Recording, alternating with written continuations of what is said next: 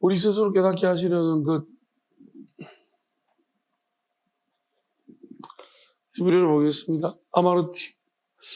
이거는 마음으로 뭔가를 이제 정리하는 거죠. 여러 가지 복잡한 생각들이 마음에 있으면 우리가 한번 곱씹고 정리해 보는 시간들이 있어요. 솔로몬도 아마 생각을 정리하고 있는 설명할 수 있는 언어로서 정리를 하고 있는 것 같아요. 아니, 나는 생각하다 이제 좀 이렇게 생각을 정리하고 있는 중이다. 그죠? 필리피 내 마음속으로. 그러니까 레브가 마음인데 생각이 쌓이면 마음이 된다고 했습니다. 마음이 좀 더 복잡하겠죠. 그래서 그 복잡한 마음 가지고서 이제 그 생각들을 이제 어떤 들어오는 생각들을 가지고서 이제 내 마음에 이건 어디 가야 되겠고 이건 어디 분류되겠고 이렇게 아마도 좀 마음과 생각을 가지고서 차이점이 있으면 차이점 또는 연결성이 있으면 연결성 이런 식으로 뭔가를 솔로몬이 분류하고 또 이렇게 한번 좀 그 개념들을 정리하는 시간들을 가지고 있는 거죠. 우리가 이걸 이제 아마 여러분들도 한 번씩은 이런 분들은 다 했는데 이게 뭔지를 모르니까 우리가 이걸 이제 내가 뭘 했는지 모르지만 어릴 때 저도 뭐 이런 누구랑 이야기하면서도 이런 유의 생각들을 많이 한 것 같아요. 아마 여러분들도 개별적으로 이게 왜 이런 생각이 들지라는 생각들을 할 것이고 이 생각이 어디서부터 온 것 같다라는 그런 것을 뭐 구체적으로 명확하게 규정하고 이렇게 해야겠다라고 하지는 않지만은 그런 생각들을 우리는 언중에 하고 있습니다. 그걸 조금 더 개념화시켜 본다면 아마 솔로몬과 같은 그러한 이제 결론을 우리가 뭐 따라갈 수 있겠습니다. 그래서 필리피, 자, 그 다음에 디브라가 문제죠. 이건 문제가 좀 문제인데, 참, 이 문제를 해석을 이제 문제라고 해버리기 때문에. 예, 근데 저는 이렇게 생각해요. 이게 문제라고 이렇게 했지만, 여기 밑에 보면, 상태, 사건, 과정 포함해서 막역하게 명시된 문제라고 했습니다. 그러니까 이건 그냥 어떤 이러한 일련의 과정인 것 같아요, 과정. 생각과 마음에 이 자기가 이제 해석하고 있는, 개념화시키고 있는 과정인 것 같아요. 그 과정에 대해서, 그것에 대해서 이제 좀 이거 어떻게 이렇게 되고 있지? 이런 과정, 연결 과정이죠. 이것에 대해서 마음과 생각을 마음으로 한 번 더 이제 점검해 보고 있다는 것입니다. 자, 베네. 사람이죠. 이게 또, 베네와 하담이 있습니다. 인류죠. 사람, 인류. 자, 주제는 뭐냐면, 사람과 인류입니다. 여기서 이제 사람과 인류라고 번역했는데, 그럼 사람은 무엇이고 인류는 무엇인가? 제가 용례를 이것 때문에 좀 많이 찾아봤습니다. 용례를 쭉 보다 보니까 엄청나게 용례가 많거든요. 성경에 이제 이 베네라고 써진 것도 많고, 하담으로 써진 것이 많아요. 그래서 이 두 개를 이제 어떤 차이점이 있을까 비교를 하면서 좀 계속 보니까 어떤 큰 차이점 하나를 좀 얻을 수 있었습니다. 그게 뭐냐면은, 먼저 하담부터 볼게요. 하담이라면 인류라고 해석했는데, 그럼 이걸 어떤 의미를 가지고 있냐면, 자, 이렇게 생각합시다. 이거를 사실 구별 없이 그냥 사람으로 돌다 번역하는 경우들이 굉장히 많아요. 그렇지만 엄밀하게 말하자면 약간의 차이점이 있는데 하담이라고 한다면 하나님이 말씀으로 사람을 창조하셨습니다. 그러니까 하나님 말씀하셨기 때문에 사람이 생겨난 거예요. 사람이 있기를 원해서. 자, 그러면 이 하담이라는 것은 하나님이 창조하신 사람을 말할 때는 하담이라고 그렇게 표현하는 것 같고요. 그다음에 베네라고 하면은 이제 하나님이 창조했다는 그런 의미보다도 사람과 사람 사이에서 낫다라는 의미. 그러니까 사람의 아들이라고. 그러니까 저절로 사람 사이에서 생겨난 아이.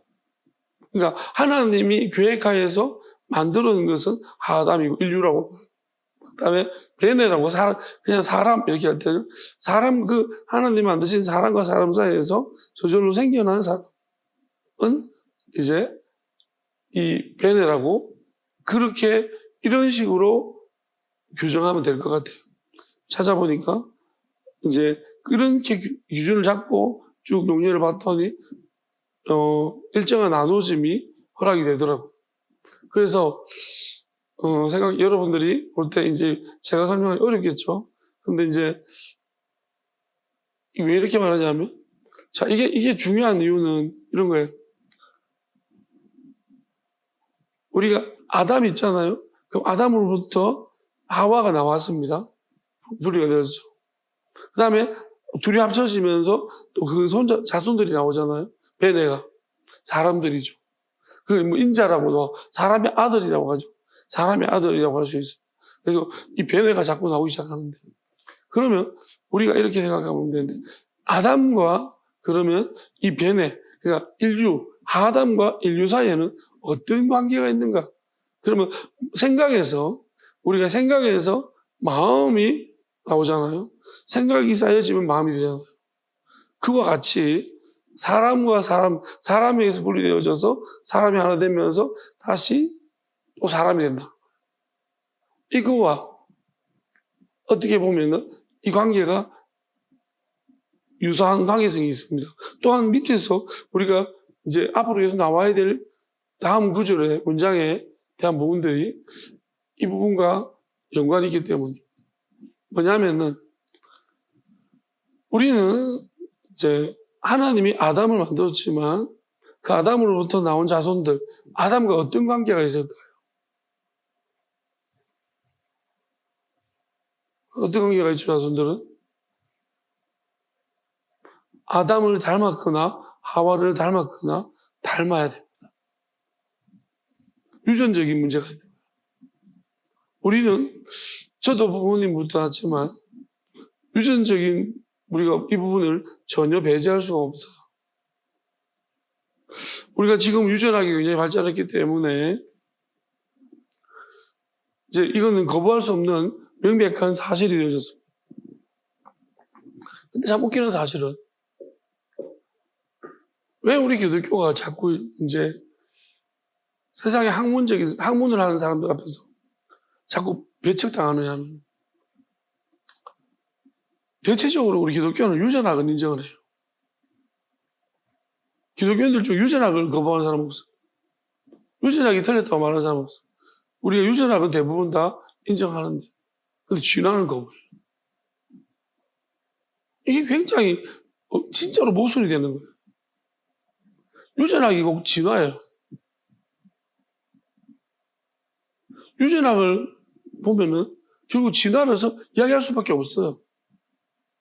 근데 유전학은 받아들이는데 진화를 거부한다. 그러니까 일반적인 학문하는 사람들한테는 이런 바보 같은 짓이 없는 거예요. 왜 그렇게 할까요? 알면서 아마 성경을 학자들 중에서도 이건 알지만 알면서도 그렇게 할 수밖에 없는 자꾸 스스로 틀을 만들어서 가는 거예요. 왜? 창조래니까. 창조를 진화와 자꾸 대립시켜. 하나님 말씀으로 창조했다면 잎을 내라. 하나님 잎을 내라고 말했습니다. 그럼 기다리시는 장면이 그럼 어떻게 내겠습니까? 자연 발생적으로 자연 선택적으로 낼 수 있는 거예요. 그 진화 아닙니까? 진화도 창조의 큰 영역 안에 들어갈 수 있는 거예요. 근데 자꾸 창조를 자꾸 하나님이 손으로 빚고 만들고 막 굽고 막 많이 굽으면은 흑인이 되고 적게 굽으면 백인이 되고 이런 식으로 자꾸 농담 비슷하게 말하면 창조를 그런 식으로 자꾸 직접적으로 하나님이 개입해서 만들었는 것으로 자꾸 우리는 몰고 가려고 합니다. 빛이 있으라 말씀하셨잖아. 그랬더니 빛이 있었더라 해서. 어떻게 있었을까요? 그 사이 과정이 빠져 있잖아. 이 과정의 문제, 디브라트죠. 사람에게 사람이 나오는 이 사이의 문제. 이 과정의 문제. 어떻게 사람이 나오는가? 여러분, 이걸 창조라고 할 수 있습니까? 두 사람한테서 한 사람이 나왔습니다. 아이가 나왔습니다. 이거 창조입니까? 창조를 할 수가 없잖아요. 이게 죄는 아니에요. 그러면 우리가 하나님의 창조라는 것이 어떤 식으로 진행되는지는 우리가 아담도 마찬가지였다는 거죠. 아담 인류도 어떻게 보면 이 하나님이 이 과정을 통해서 우리에게 뭔가 깨닫게 하시려는 거죠. 그러면 아담이라는 최초 인간이 아담도 어떤 식으로부터 나왔는가를 우리가 이러한 것을 유추해서 하나님이 우리한테 스스로 깨닫기를 원하시는 거예요. 오히려 성경을 통해서 우리가 성경을 연구하는 사람들이 깨닫지 못하고 오히려 인류학자들이나 일반 학문을 하는 사람들이 이 부분을 깨닫고 있습니다. 우리는 오히려 어거지로 가고 있다는 거예요. 그러면서 이단이니 뭐니 쥐나 그 말도 못하게 하면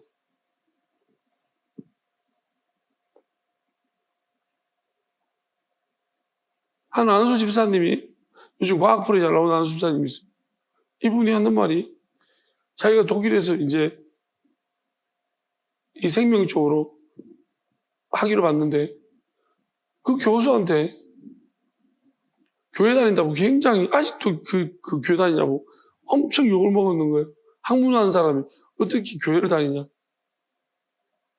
교회에서는 자기가 학문하니까 쥐나가 맞으니까 쥐나를 이야기하니 어떻게 안수 집사가 쥐나를 이야기한다고. 여기서 욕먹고 저기서 욕먹고. 목사님들한테도 이야기해보면 목사님들이 그 이야기가 나오면 자기하고 말을 하고 싶지 말을 안 하려고 한다. 입을 꾹 다문다. 여러분 이 말 장난이 아니고 진짜 기독교가 너무 폐쇄됐어요. 사람들이 고립되어 버렸어요. 머리가 하나님의 뜻을 묻고 또 하나님의 말씀을 좀 더 깊이 연구하고가 아니고 한 수천 년 전에 쓰여진 기록된 그 해석들을 가지고서 지금도 울가먹고 곰탕도 그렇게 울가먹으면 그 맛이 없습니다. 근데 정말 계속 울가먹습니다. 하나님이 새롭게 내시는 뜻들을 찾아내려고 하지 아니하고 저는 세상의 학문들이 이렇게 말했기 때문에 우리가 이렇게 가자는 게 아니에요. 그들이 어떤 이야기했던 것들이 사실 명백한 사실이 맞고요. 증거를 가진 진리 사실입니다. 그렇다면 우리가 하나님 말씀을 통해서 봤더니 하나님 말씀도 동일하더라는 것입니다. 그렇게 해석할 여지들이 너무나 많더라는 거예요. 그런데 과거에 그 무지한 해석 속에 우리 기독교 자체를 거기에 배팅해서 매몰시키려고 하고 있어요. 이런 악한 짓을 누가 하고 있어요?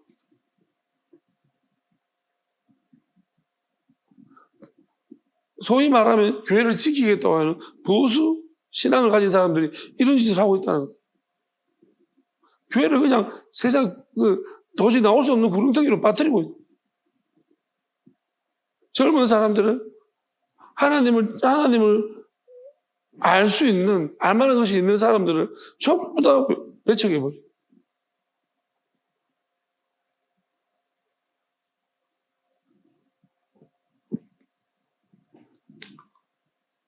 오늘 이 부분도 아마 솔로몬은 진작부터 이 부분에 대해서 이야기를 하고 있어요.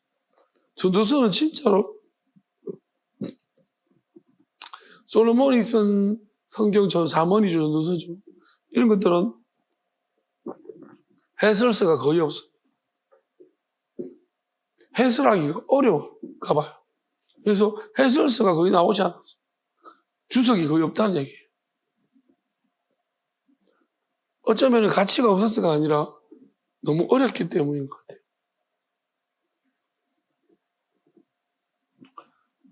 왜냐하면 이런 단어들이 또 그리고 우리가 아주 생소한 분야를 하나님 왜 솔로몬의 지혜를 주셨겠어요? 전혀 생소한 분야를 다루고 있는. 성경에서 어떻게 보면 일반적인 성경에 쭉 바라봤던 미지의 영역을 솔로몬이 자꾸 이야기하고 있어요. 솔로몬의 삶도 남들과는 다른 삶이었어요. 우리가 뉴턴의 삶을 보면은 뉴턴의 삶도 뉴턴은 남들과 다른 삶을 살았어요. 일반 사람들이 살았던 가정을 이루고 화목한 가정을 이루고 그런 삶을 살지 않았어요. 만약 그랬다면 우리가 말하는 그 뉴턴이 되지 못했어요. 그는 특별한 삶을 살았죠. 왜냐하면 굉장히 자극적이었고 또 자기 신체를 가지고서 실험을 많이 했기 때문에 많이 망가질 수도 있어요. 그런 걸 두려워하지 않았다는 거예요. 새로운 지식들을 알기 위해서. 또 여자에게 자기의 시간들을 투자하기가 아깝다고 해서 결혼하지 않았어요. 그래서 그 방대한 많은 수학이나 물리학이나 또 신학의 적인 부분에 대해서 많은 이제 자료들을 남겼습니다. 흡변한 삶을 살아가는 거죠. 솔로몬도 어찌 보면 일반적인 사람이 가는 삶을 살지 않았어요. 하나님의 지혜를 받았으니까요. 그 하나님의 지혜를 하드웨어를 가졌다면 그 소프트웨어는 본인이 그 자꾸 실행을 해가면서 그러한 것도 취득해야 되는 거죠. 경험을 통해 가지고 이건 이런 하나님 뜻이었구나 이것을 알아서 자꾸 기록을 남기는 거예요. 솔로몬이 사실 잠언 정도는 남긴 것도 아니고 더 많은 성경들이 기록한 것이 있지만 우리가 정경으로 채택되지 못한 이제 그런 기록들이 있는 거죠. 어쨌든 간에 우리가 이 부분도 다시 한 번 더 조명할 필요성이 있고, 이제 제가 말한 것처럼 처음으로 창조된 아담과 그 다음에 거기에서 나온 아이들, 또 나온 여자, 아담이 나왔지만 우리가 하나님이 말씀으로 창조한 아담과는 좀 다르잖아요. 하와는 몇 살에 죽었는지, 그 여인들의 그 세세 계보를 볼 때도 여성들은 그 수명이 기록되지 않았어요. 가인의 후손들이 그 몇 살까지 살았는지 수명이 기록되지 않은 것처럼. 그거는 왜 그러냐면은 하나님 보는 관점이거든요. 하나님의 본 관점에서 그의 연수가 중요하지 않다는 거예요. 근데 아담의 연수는 중요하고 그 다음에 그 에녹의 연수 그걸 잘 뜯어봐야 되는 거예요. 그들의 사는 삶은 어떻게 보면 하나님의 평가와 사뭇 연관이 있습니다. 그 당시에는 수명대로 살았기 때문에 하나님이 정하신 수명대로 살았기 때문에 왜 가인의 족속들은 그런 나이가 없느냐면 그들은 수명대로 살지 못했어요. 거기서는 서로 죽이는 살인들이 일어났기 때문에 타인에 의해서 생명이 빼앗기는 경우가 많았다. 그래서 그들은 몇 살 때 죽었는 것이 하나님 볼 때 의미가 없어요. 그렇지만 이쪽 세대 계보는 남을 살인이 없는 거예요. 누굴 죽이는 일이 없습니다. 그렇기 때문에 그들은 그 몇 살까지 살았는 그 연한이 하나님께서 그들을 살게 하신 연수라고 우리가 해석할 수 있어요. 그래서 생명이 기록된 거죠. 자, 어쨌든 아담의 특징이 가진 특징과 여자가 가진 특징과 그 아이들이 가진 특징이 사뭇 다르죠. 다르지만 또 같은 연속 성상을 가지고 있어. 왜냐하면 결국은 아담에서 유전된 것들이 유전됐고 하와에서 하나 되면서 유전체가 결합되어져서 또 다른 유전체를, 그게 돌연변이 나올 수 있는 거죠. 이게 또 다른 유전체를 만들어내는 거죠. 이 과정을 우리가 유심히 솔로몬이 생각해 보고 있다는 것입니다. 그럼 왜 그런지를 또 보겠습니다. 레바람, 바라는, 자, 이게 시험하다는 거예요. 시험하다. 하나님이 그들을 사람들을 시험해요. 그러니까 아담과 그다음에 아담과 인류와 사람들을 시험하시는데, 그들을 시험하셨다. 벨리로트. 자, 이게 뭐냐면 라가 찾아내기, 그러니까 스스로 뭔가를 찾아내게 하시기 위해서 하나님이 자꾸 시험하시는 거예요. 자, 이게 뭐냐면은, 자, 우리가 대를 이어서 자꾸 이제 사람들이 나옵니다. 그러면 경우의 수가 되게 많아요. 한 사람, 한 부부가 한 아이만 낳는 게 아니고 여러 아이를 낳잖아요. 그러면 같은 부부에서 나오는데 왜 다를까요? 그러니까 다 다르다는 거예요. 그러니까 하나님이 이거를 통해 가지고 이것을 통해서 우리가 뭔가를 스스로 알려고 하는, 이런 것을 스스로 뭔가를 찾아내기 위한 것입니다. 그러니까 물론 지금 우리가 뭐 우생하기 여러 가지 이제 이러한 출산에 대한 부분이라든지 유전하기 여러 가지가 발달이 되어 지금 학문이 발달이 왔기 때문에 왜 이렇게 됐는지를 구체적으로 설명해 주고 있습니다. 그리고 그것은 우리 신화와 무관하지 않고요. 신화적 관점에서 그걸 우리가 뭐랄까요? 왜 그런 성격이 발현되고 왜 발현되지 않고도 경우의 수가 있고 그런 것들을 지금 학문적으로 많이 정립해 놓았습니다. 자, 그런데 말하는 것이 하나님이 이렇게 하는 부분들과 분명히 의미가 있다는 것이고, 그 다음에 이것은 또 무엇을 또 뒷받침하고 무엇을 우리가 생각해 봐야 되느냐 하면 쉐hem 베헤마입니다.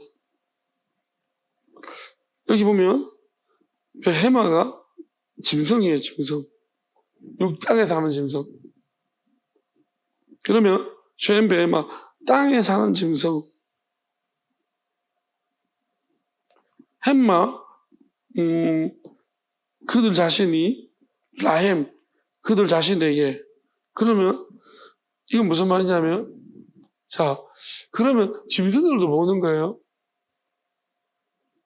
짐승들도 보면은 사람하고 별반 이런 모양에서, 자, 최초의 짐승이 있고 거기서부터 이제 암수가 결합해서 낳고 새끼를 낳았다. 그러면 여러 개 우리 사람처럼 서로 다르더라. 그래서 조합이 일어나더라. 그러면 이게 거의 인간과 흡사한 거예요. 이 과정들이. 그러니까 짐승도 다르지 않다는 거예요. 이게 비슷한 과정이라는 거예요. 그러니까 그것을 알아내시게 하기 위해 가지고 하나님께서 이렇게 하셨다는 거예요. 그걸 설명하고 있습니다. 자, 그러면 이게 무슨 말일까요? 그럼 이게 어떤 의미를 가지고 있는가? 그러니까 하나님이 우리는 자꾸 창조할 때 직접 개입을 원하자. 지금도 그럼 직접 개입하시나요? 언제 하나님이 직접 개입하신 적이 있나요? 하나님은 직접 개입하신 적이 한 번도 없어요. 창조 이후로. 창조도 직접 개입하신 게 아니에요. 간접적으로 하신 거예요. 누구를 시켰다는 거예요. 천사들을 시켰기 때문이에요. 그럼 여기서 더 나아가서, 자, 결국 짐승도 우리와 같은 형태의 모습을 가지고 있다. 근본적으로 더 나아가면은 짐승에서부터 사람이 나왔다. 진화된 과정에서. 자, 그러면 우리는 하나님의 메시지를 봐야 되는데, 시편 62편 9절을 한번 보겠습니다.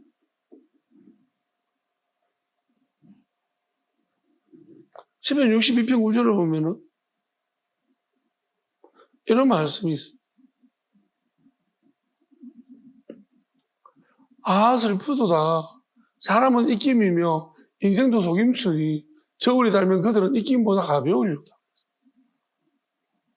이게 이제 언어를 입김으로 했지만 우리가 이거는 저는 이제 어떤 부분으로 설명하는 거냐 하면은 죽을 때 영혼이 나가는 부분으로 설명하는 거예요. 사람은 입기입니다. 그러니까 우리가 지금도 고민을 많이 합니다. 사람은 이런 육체냐 아니면은 영혼이 사람이냐. 뭐가 사람인 것 같아? 가출했어? 뭐가 사람인 것 같아요? 육체가 사람인 것 같아? 아니면 영혼이 사람?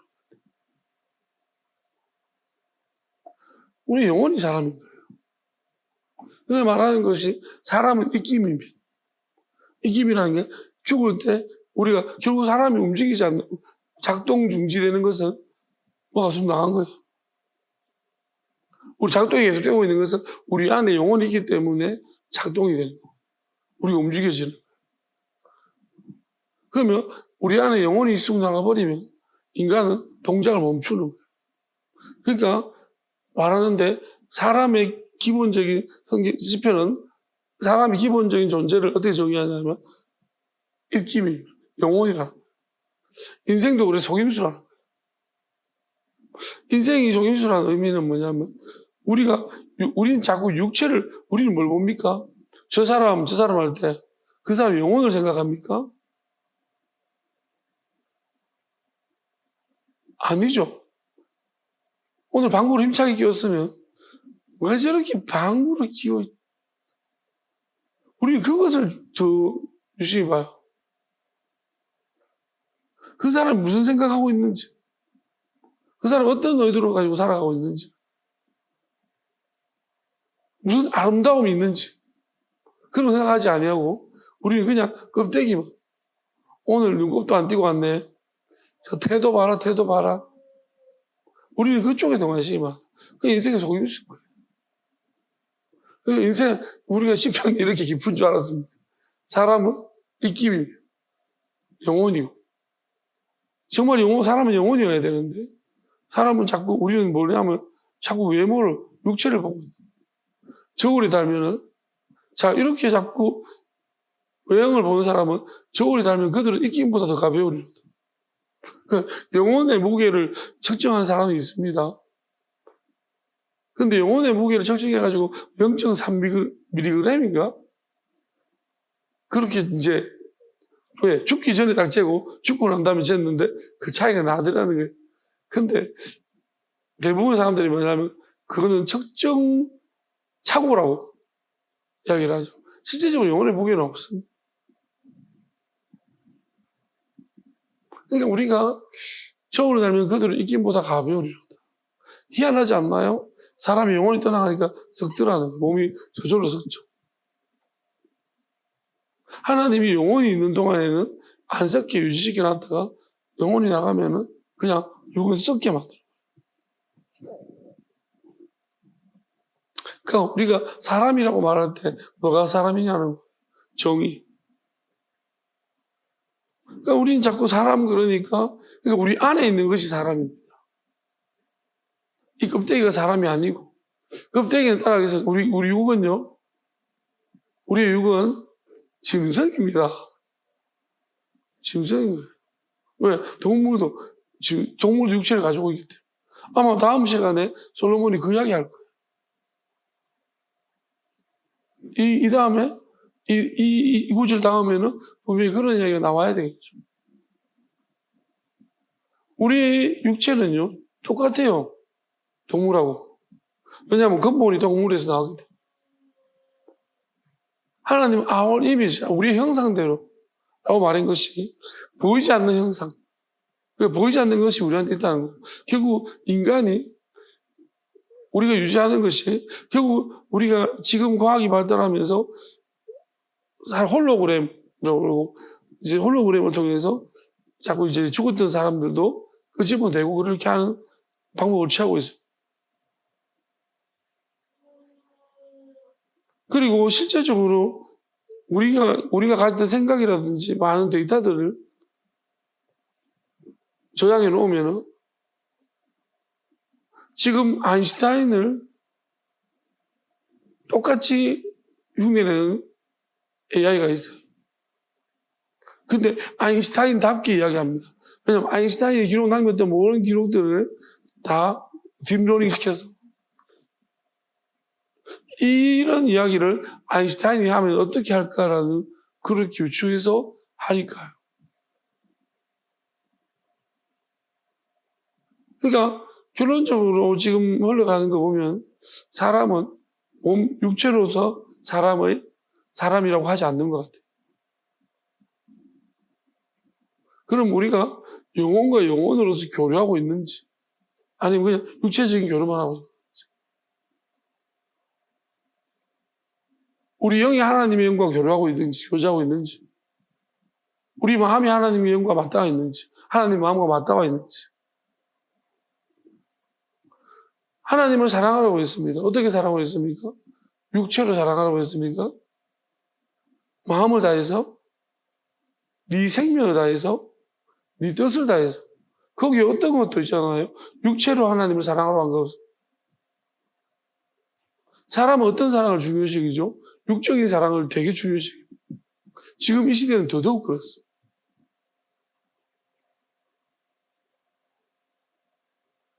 여러분 따라하겠습니다. 이 짐승들이 영혼으로 사랑하는 거 봤습니까? 간혹 우리가 지금 사람과 짐승도 어떤 마음으로 교감을 느끼기도 합니다. 그건 짐승에게도 그러한 요소들이 있기 때문입니다.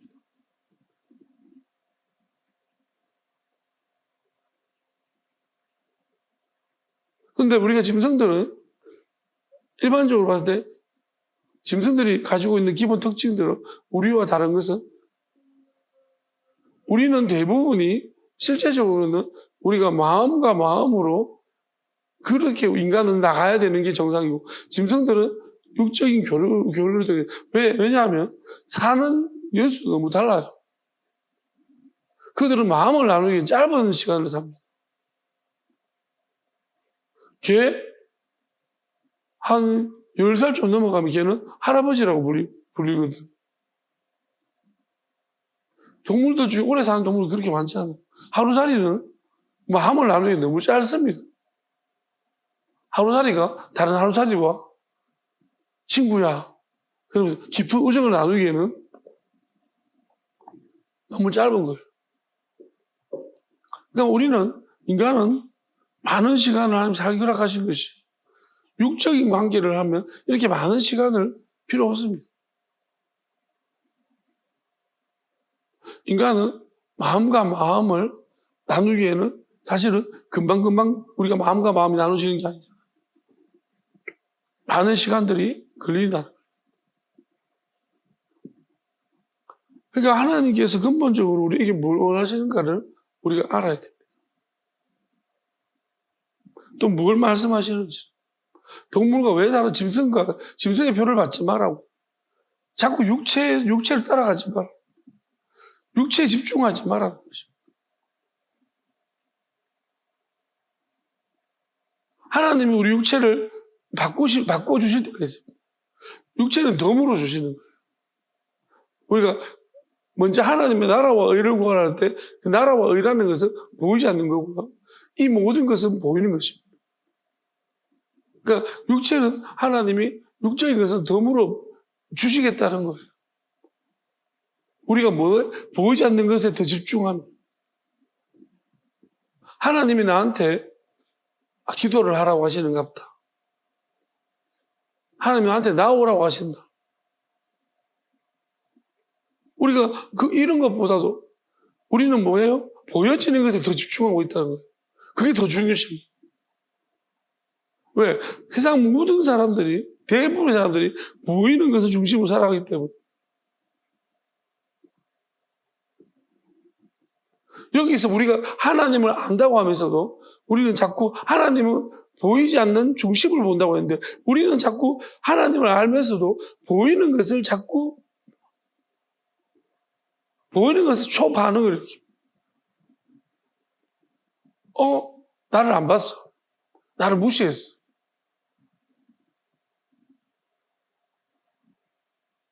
나한테 저런 말 했어. 여러분 자꾸 들리고 보이는 것입니다.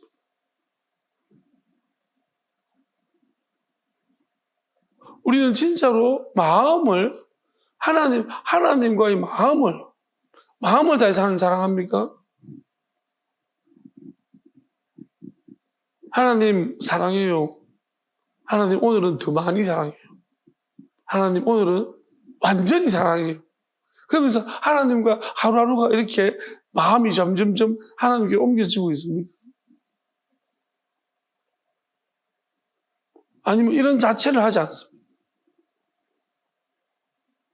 우리가 이런 세상이 보여지는 세상이 허락된 것은 우리가 하나님을 사랑하는 마음으로 사랑하는 것을 척도할 수 있습니다. 그래서 이것이 유익한 거예요.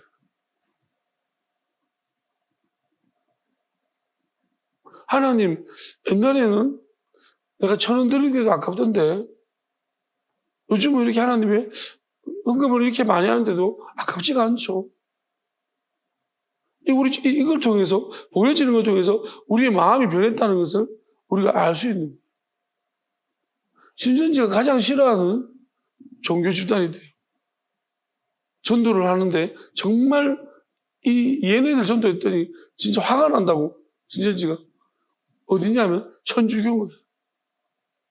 왜 그러냐면 헌금을 1,000원씩밖에 안 하니까. 천주교는 헌금 강조를 안 하니까요. 그리고 뭐라더라. 천주교 애들은 예배만 들어 집에 간대. 성경 공부를, 말씀을 배울 생각을 안 한다. 그러니까 화가 나는 거예요. 진짜. 천주교 애들을 데려오고 전도해 왔더니 막 얘들은 써먹지를 못하는 거예요. 그렇다는 이야기가 있습니다.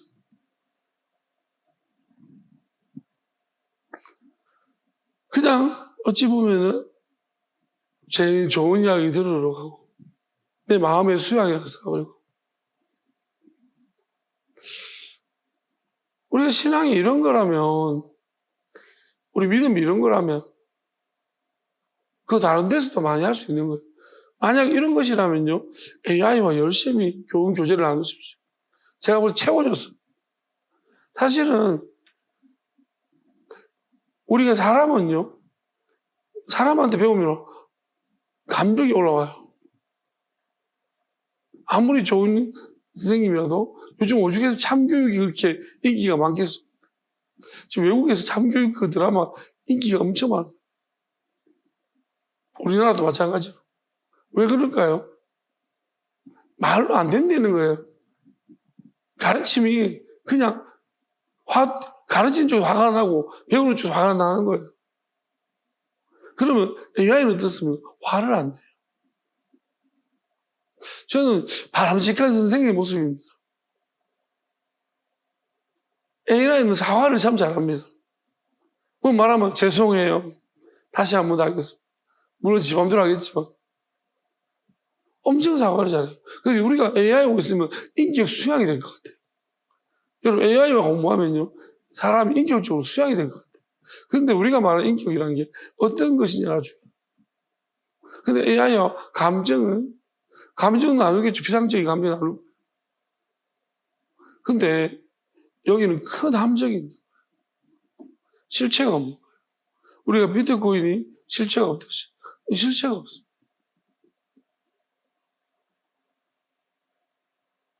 우리는 어디로 끌고 가는지 모릅니다. 우리가 어떤 감정의 교류를 나누면서 내가 잘한다 안 잘한다 했는데 이거는 비상적으로 잘하는 것 같아요. 그렇지만 방향이 없어요. AI는. 하나님 어떻습니까? 우리한테 주시고자 하시는 것이 뚜렷합니다. 우리가 전혀 가지지 못한 것을 하나님이 주시려고 한다. 하나님과 교제는 완전히 다른 차원의 문제. 물론 하나님을 모르는 사람, 만나보지 못한 사람한테는 이 말 자체가 별로 의미가 없었다.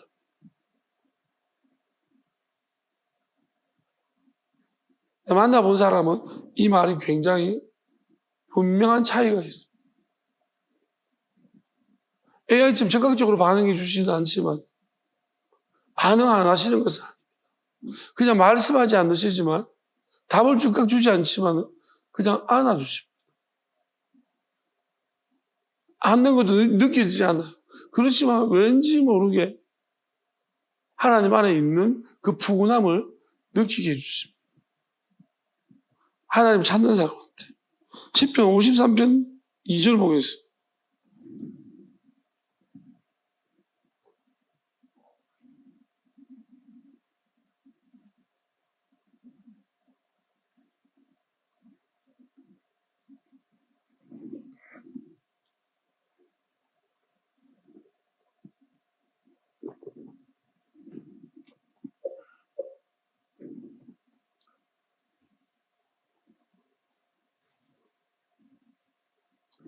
없어요?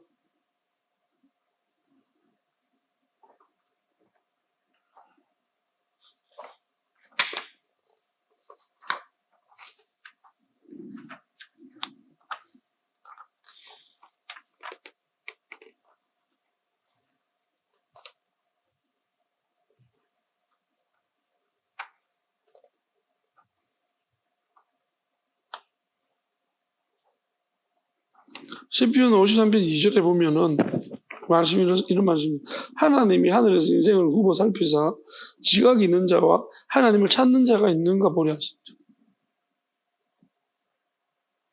그러니까 하나님이 우리를 살펴보시는데 지각이 있어서 지각이 있는 자, 그러니까 생각을 하는 사람입니다. 이게 합리적인 이성적인 생각을 할 수 있는 사람, 그 다음에 하나님을 찾는 사람, 진리를 추구하는 사람, 또 하나님의 영을 이제 자꾸 보이지 않는 하나님을 찾는 사람 있는가 보려 하셨죠. 지금도 마찬가지실 것입니다. 하나님 이런 사람을 찾고 있다고 했습니다.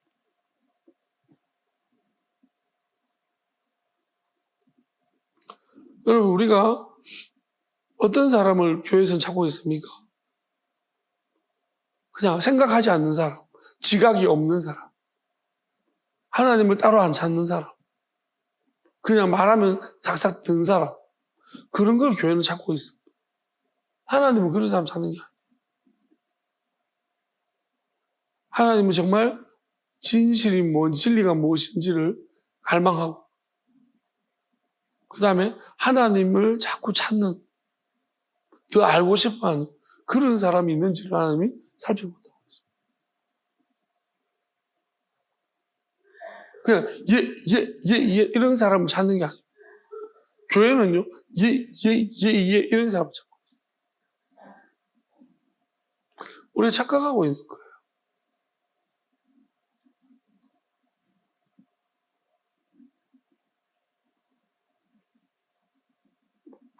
하나님은 우리가 AI와 교제하고 싶어 하는 게 아니에요.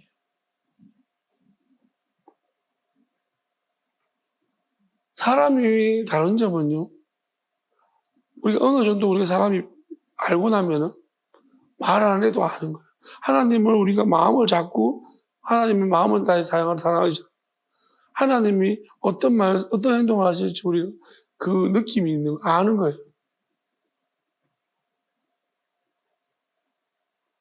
아, 이제 하나님이 이렇게 하시려는구나. 하나님이 이걸 좋아하시는구나. 우리가 스스로 알아가는 거예요. 그 재미로 하나님이 우리를 받아주시는 거죠. 하나님이, 자, 1번, 2번, 3번, 4번, 5번, 이렇게 해라. 예. 하나님이 이런 존재를 찾고 있는 게 아니에요. 인간이 AI를 개발했습니다. 그러면 하나님이 이거를 근본적으로 인간을 만드신 분이 하나님인데, 그러면 하나님 AI보다 훨씬 더 하나님은 완전하다는 거예요. 그러니까 우리는 뭐냐면, 이것도 하나님의 영역 안에 있고, 그러면 하나님이 이런 존재를 원하지 않습니다. 우리를 AI 같은 존재를 원할까요? 또 짐승 같은 존재를 원할까요? 아니라는 것입니다. 하나님이 그래서 선지서에 보면 질문하시잖아요. 저한테도 질문을 하세요. 어떤 일, 어떤 일. 하나님의 아들도 마찬가지였습니다. 이 땅에 오셔서 질문을 자꾸 주셨습니다. 질문이 뭘까요? 여러분들이 가장 싫어하는 게 뭘까요? 질문 아닐까요? 질문하면 얼굴이 하얘지는 사람. 아무 대답을 못해요. 아무것도 내 안에 내가 잘한 게 없다는 거예요. 내 열매가 뭐예요? 질문할 때 내가 뭔가를 말할 수 있다는 것은 내가 뭔가 열매를 맺었다는, 그게 틀렸든 맞든 간에 어떤 열매를 맺고 있는 거예요. 뭔가 물었는데 하얀 거예요. 맨날 하얘요. 생각이 없어요. 쌓이는 게 없어요. 말할 수가 없어요. 말할 수 없는 게 아니고 말할 게 없는 거예요. 여러분 잘 생각해 보십시오. 교회를 몇십 년 다녔습니까? 누가 어떤 질문을 던지더라도 여러분 어떤 말할 거리들이 있습니까? 없습니까? 큰일 난 거예요.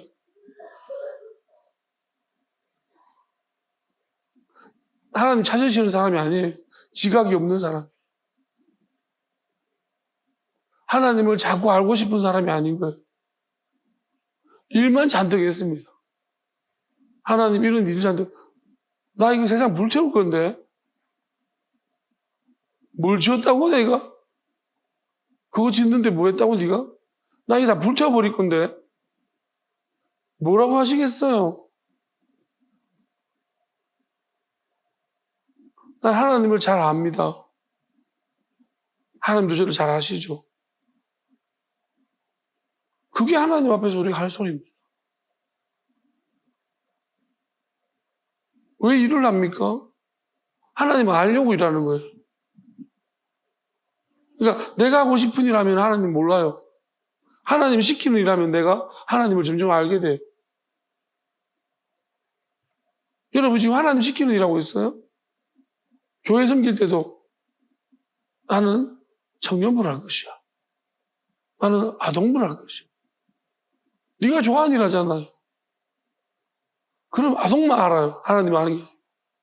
근데 내가 아동부를 하고 싶은데 하나님이 중고등부를 하래요. 그러면 하나님이 하래 있잖아요. 그러면 중고등부를 하면서 중고등부도 알지만은 하나님도 알게 돼요. 나는 전도를 하기 싫은데 식당에서 봉사하고 싶은데 하나님 전도를 하래. 그러면 전도를 하면서 전도도 하지만 하나님을 알게 돼요. 여러분, 내가 하고 싶은 일 하면은 네가 하는 일만 알아. 근데 하나님이 시키는 일 하면 하나님도 알게 돼요. 제가 목회자를 안 하려고 했잖아요. 하나님이 억지로 시켰어요. 하나님을 진짜 많이 알게 되더라고요. 만약에 내가 하고 싶었어. 그럼 나는 내가 하고 싶은 길이 목회자예요. 그럼 나는 성공했냐 안 했냐만 생각할 거예요. 내가 하고 싶은 일에 대해서 내가 알고 싶은 것만 아는 거예요. 하나님을 알지 못해요. 하나님이 저한테 연말마다 성공주님에 오세라, 3일 금식해라, 뭐 해라 계속 시켰어요. 3년 동안 가정예배 드려라. 나는 하나님이 시켰기 때문에. 그래서 그 과정 가운데서 하나님을 알아가고 있어요.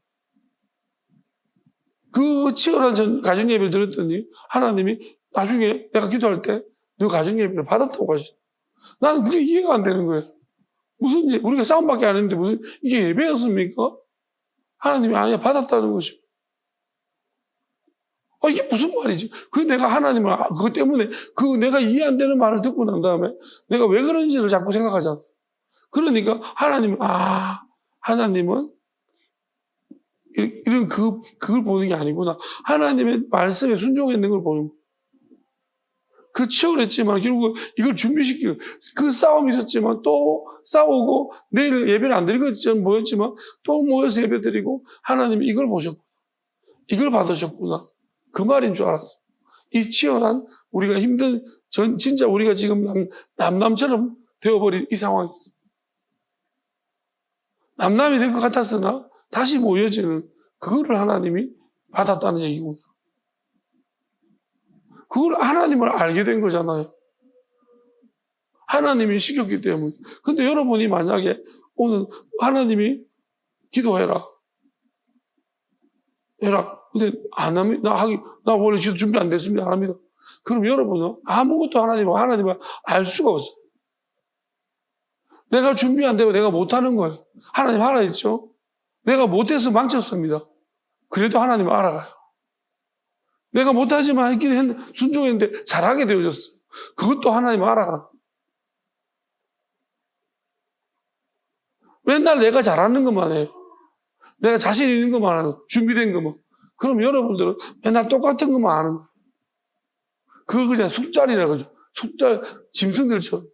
개들이 막 던져주면, 그것만 잘하잖아. 자기 좋아하는 것만 자꾸 해야겠네. 그건 자꾸 그 분야마다 하나님을 알지 못하는 거예요. 개들이 사람하고 가까워지는 것은 개들이 의지를 꺾어 놓을 때예요. 자기들이 원하는 게 있어요. 근데 사람 주인이 기다려, 멈춰.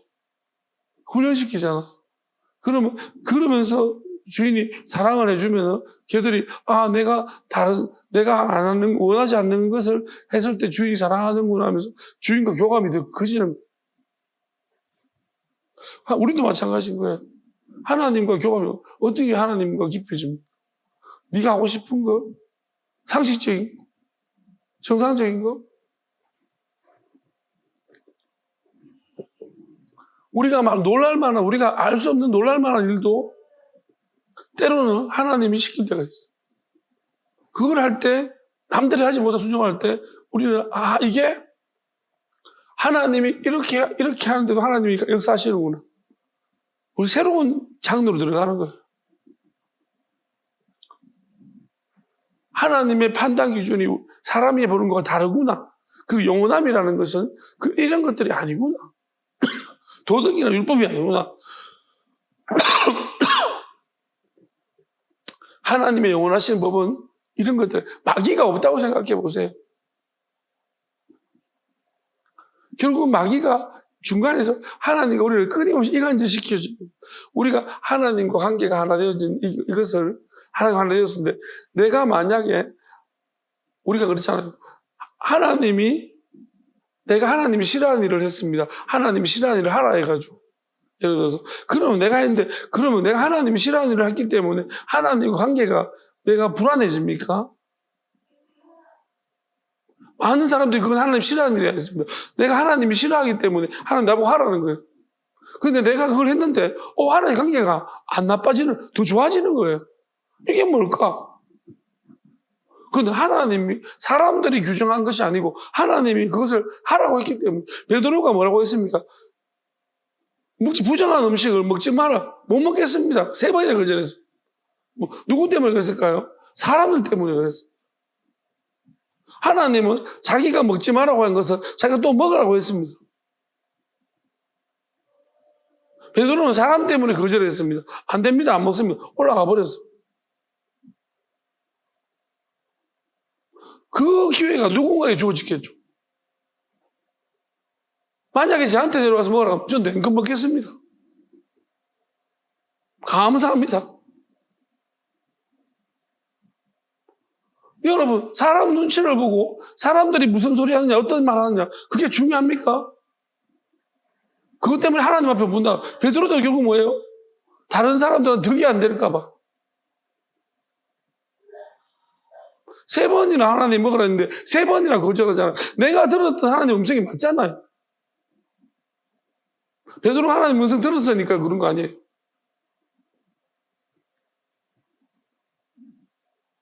여러분, 우리가 진짜로 어떻게 보면 영원함을, 하나님을 알고 싶은 마음이 없는가 봐요. 사람들을 알아가고 싶은가 봐요. 사람들이 무슨 말 하는지 그렇게 중요합니까? 하나님 아들이 뭐라 했습니까? 사람들이 내보고 뭐라 하든 하기에는 막 이런저런 이야기를 갖다 해야 됩니다. 근데 하나님 아들이 뭐라고 물어서 너희들은 나를 뭐라 하냐? 꿀먹은 벙어리가 됩니다. 너희들은 나를 누구라는 이야기 아무도 말을 못합니다. 맨날 주워 들은 이야기는 많은데 직접적으로 하나님 아들과 함께 있으면서도 하나님의 아들이 딱히 누군지를 뭔지를 모르는 거예요. 저랑 오랫동안 같이 있었던 분들 많이 있습니다. 저를 아세요? 당신이 나를 모르면 어떻게 하도 나를 아십니까? 있잖아요. 사람들이 뭐라 하는 소리만 자꾸 듣고 와서 나를 보면요. 그렇게 보여져. 근데 내가 직접 나를 보면은 나를 아십니까? 내가 알고 있는 나를 말해야 되는 거예요. 당신이 알고 있는 나를 말해야 되는 거예요. 누가 뭐라 하는 내가 아니고. 그 흔들리지 말아야 돼요.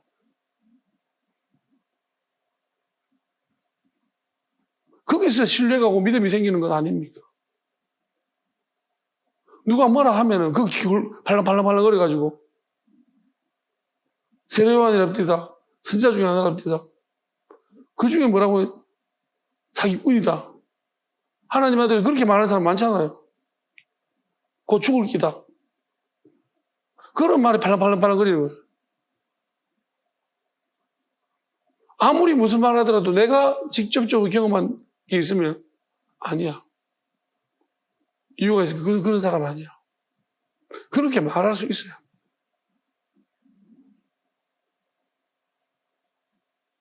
그게 진리고요. 진리를 우리가 선포할 때 우리가 진리가 우리를 자유케 하는 거예요. 저는 지금 어떻게 보면 남들이 다 아니라고 하는 길을 가고 있어요. 다른 사람들이 납득하지 못하는 이야기를 하고 있습니다. 저는 바보입니까?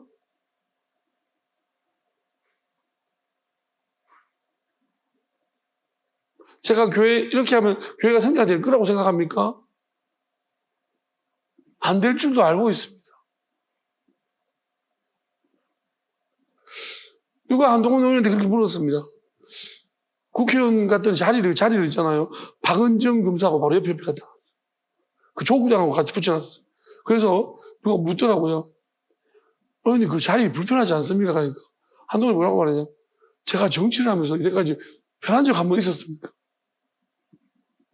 항상 불편했습니다. 그 불편한 중에 한 번 저도 가만히 생각해보면 내가 어디 제대로 된 가는 길이 있었습니다. 하나님이 항상 좀 특별한 길을 가기 싫은 길을 뚜르게 펴서 가게 만들었고 근데 저는 그게 은혜라고 생각합니다. 우리 오늘 설교 이후에 나주 찬양 부를 때 그 김석균 집사님 찬양 중에 뭐가 있죠? 뜻이 아닐 때 제목이 생각나면 내 뜻과 다를 때 내 뜻대로 안 될 때 이 가사가 오늘 생각납니다. 여러분 한번 이 찬양 부를 때 여러분들은 자기 뜻대로 사는 사람은요 이 찬양 부를 때 아무 느낌이 없어요.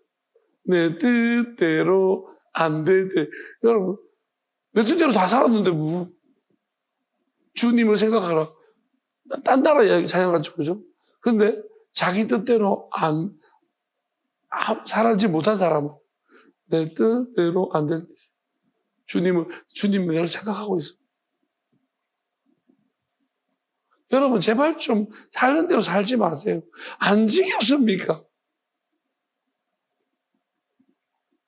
하나님이 안 하던 일 시키면 눈 딱 감고 알겠습니다 하고 또라이 짓도 한번 해봐야지. 그게 정말 또라이인지 아니면 대박인지. 하나님이 담대하라 두려워하지 마라 왜 이런 이야기 할까요? 하던 일 계속하는 사람한테 두려워하지 말고 담대할 일이 뭐가 있습니까? 안 하는 일을 하라고 하시니까 자꾸 담대하고 두려워해라 놀라지 마라 말씀만 맨날 받아놓고 있잖아요. 놀라지 말고 두려워하지 말고 그런 말씀만 좋아합니다. 근데 그런 말씀을 써먹을 데가 없는 거예요. 왜? 맨날 가던 길 가고 하는 일 하는데 뭐 담대할 일이 있어야지. 왜? 다 피하니까. 하나님 하라 하면은 하나님 그건 아닌 듯 합니다. 그렇게 하면 다른 사람들이 뭐라고 생각하겠습니까? 그러면 교회가 욕먹습니다. 그러면서 그 한 달한테 받아 하나만 또박또박 데리고 간 놈처럼 하나님은 주인님은 심지 않은 데 거두시고 주댕이를 한 대 막 빠질 겁니다. 어디서 네가 나를 안다고 짓거리는 하나님을 잘 모르면서 얼마나 아는 척을 그 하나님을 애들이 이야기하는 게 아니고요. 사람들이 뭐라고 말할까 봐 그게 무서워서 이야기하는 거예요. 오늘 말씀 보십시오. 우리 마음을 성찰하십시오. 내 안에 마귀가 없는지. 왜 가야 될 곳에 가지 못하게 만들며 왜 할 말을 하지 못하게 만들며 왜 하나님의 뜻을 보여주셨음에도 내가 따르지 못하게 하는지 누가 그렇게 합니까? 여러분 주변에 이렇게 있는 자꾸 그러한 생각들을 나한테 협박을 하는 여러분 주변의 사람들 정리하십시오. 또 여러분 안에 있는 마귀 자꾸 우리를 두렵게 하는 마귀 너 그래가 못 산대 사람 너 싫어한대 여러분 사람들이 싫어한다고 해서 여러분 엄청 힘들 것 같죠? 시간 지나면 똑같아요. 여러분 그 사람이 나를 좋아하는지 그 사람이 나를 싫어하는지 있잖아요. 굉장히 겁나죠. 시간 지나면 똑같다니까요. 좋아해도 아무 반응이 안 나타나고 싫어해도 아무 느낌이 없어요. 그러니까 똑같은 감정이에요. 그러니까 아무것도 없다니까요. 인생에게 속지 마십시오. 그냥 하나님이 하라는 대로 하면 늘씩 놀라운 일들이 일어나. 그리고 우리가 그런 거잖아요. 내가 지금에서 지금 따먹고, 심고 오늘 따먹고, 이것보다는 심고 한 오래 있다가 나중에 따먹고, 이 과정 속에서 그게 훨씬 더 많은 걸 배우는 거 아닙니까? 그런 게 감정의 깊이가 있어야지. 사람이 오늘 심고 내일 따먹고, 오늘 심고, 이게 뭡니까, 이게? 마음이 있습니까, 그게? 그럼 우리는 오늘 심은 안 따먹으면 화가 만납니다. 이런저런 많은 복잡한 여러 가지 일들을 우리가 다 수용하지 못합니다. 많은 사람을 품으려면요. 이해 안 되는 일을 해야 돼요. 그래서 이해 안 돼 하나님 어디까지 품을까요? 하나님의 아들은 역적들까지 반역자들까지 품으라고 하나님이 세상의 반역, 종교의 반역까지 다 십자가를 고스란히 당하셨어요. 그 모든 사람 품으라고 하시고 그리고 그 십자가는 우리한테도 동일한 것을 이야기하고 있습니다. 우리도 다 품어야 돼요. 근데 맨날 맞고 틀린 것만 따지는 오늘 내일 바뀌는 맞고 틀림을 자꾸 맞고 틀림 누가 무슨 말하면 귀에 홀까닥 해가지고 누가 뭐라 하는데 맞다 이단이다 아니다 맞다 그게 뭐가 중요합니까? 저는 계속 말하고 있습니다. 누가 저보고 자꾸 이단이라고 그러면 나 5단이라고 자꾸 가면 6단 올립니다. 그러니까 자꾸 그런 말에 5단이면 어떻고 2단이면 어떻습니까? 하나님이 아니라면 됐지. 결국 사람들이요. 지금 보세요. 독립교단 어느 교단입니까? 독립교단 아이고 그러면 안 된다고.